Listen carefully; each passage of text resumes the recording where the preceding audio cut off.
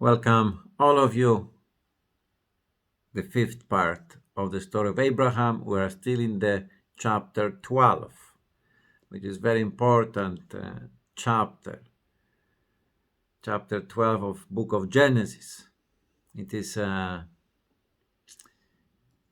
something what, if understood, will open a little perspective of the whole scriptures, all Old and New Testament. There are now the promises we heard about. This invitation to leave the thing behind, to go out, to move, to start journey. So Abraham did.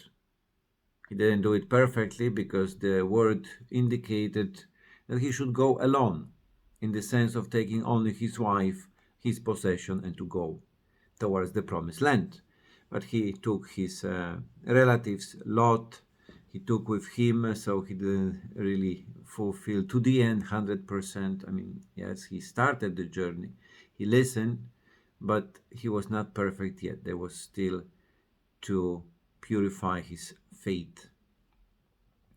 There were different tests, different moments in the story of the Abraham's life about how he gonna behave in the moment of famine, when how he will act when asked to be circumcised. There are many other passages and tests. Some people speak about 10, and the last one will be 100%, when he will be asked to sacrifice his only son Isaac upon an altar. There will be a moment when Abraham will not leave room for doubts. He will start doing exactly what he is told to do. So the same expression, lek leka, go yourself, go, will be repeated in the chapter 22nd in verse 2, and then Abraham will fulfill that word 100%. But coming back to the chapter 12, God appearing to Abraham, he is giving him a promise which have three elements.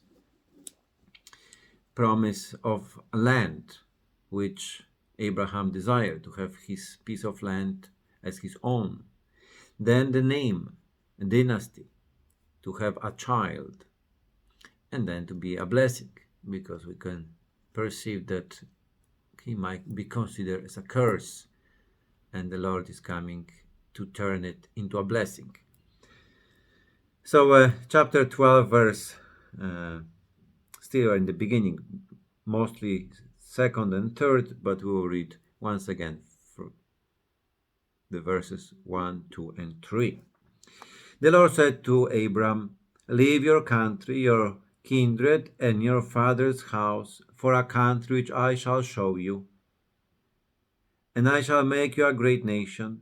I shall bless you and make your name famous. You are to be a blessing. I shall bless those who bless you. I shall curse those who curse you. And all clans on earth will bless themselves by you. The word of the Lord. Thanks be to God.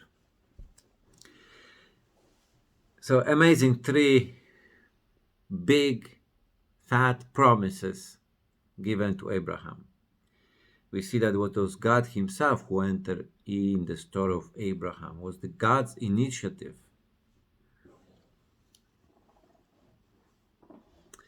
And here God first saying, that he will bring him to a country, to a land which will be chosen by the Lord, shown by him, which is a promise of the land, of something what Abraham desired, something what in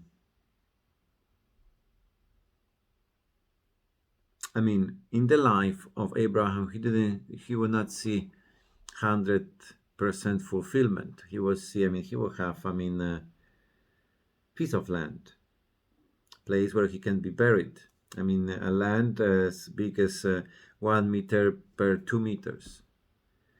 A grave for him and his wife Sarai. That's what he will see. So this fulfillment of, I mean, all these promises, of these three promises, will be, I mean, really the story for all the Bible story. Because truly, I mean, to get land, to possess a land, that will be fulfilled in the time of Moses and Joshua. People who came out from Egypt will arrive to the promised land and they will possess this land. So that what is promised to Abraham now will be fulfilled in time of Moses. Then his second element, I shall make you a great nation. I shall bless you and make your name famous. So to have a famous name, to have a dynasty, to have a child, the one who can inherit after you, to have, I mean, then continue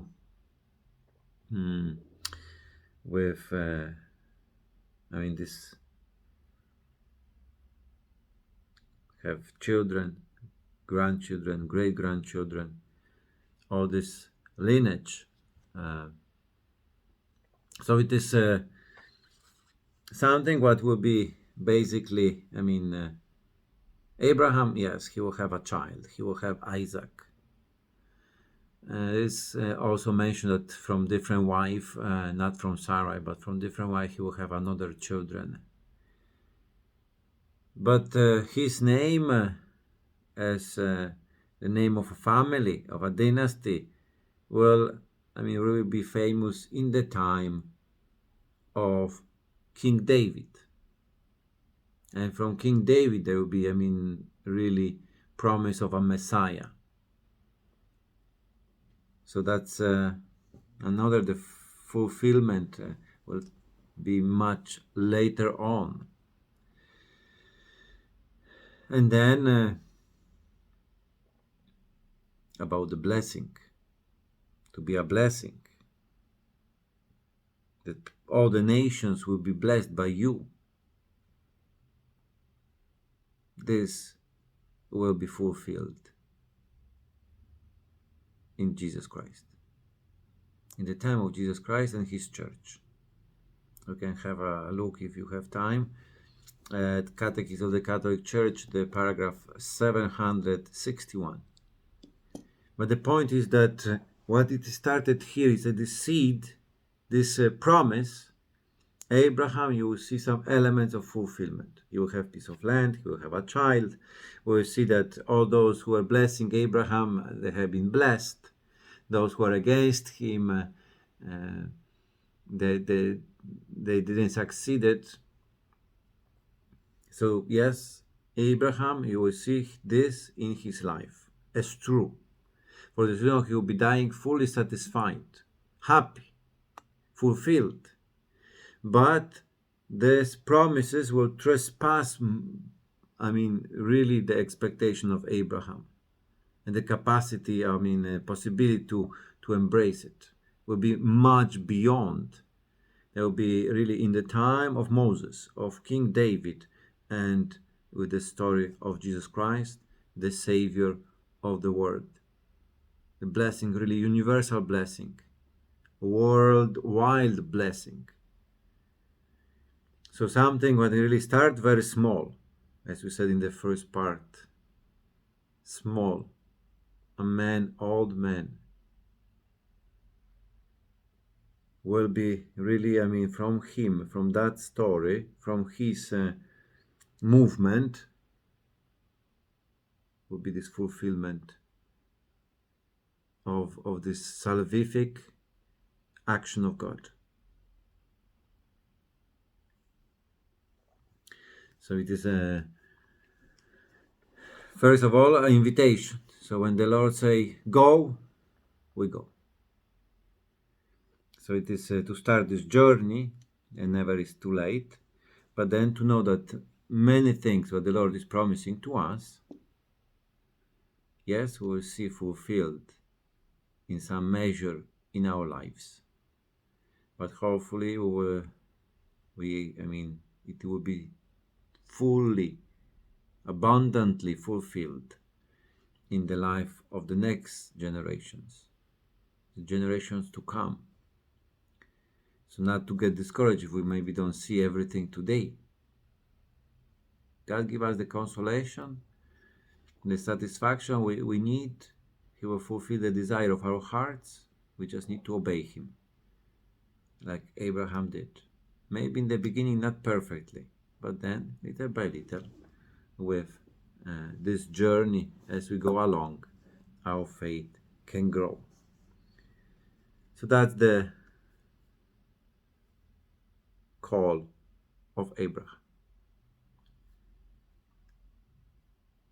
Have a great day. God bless.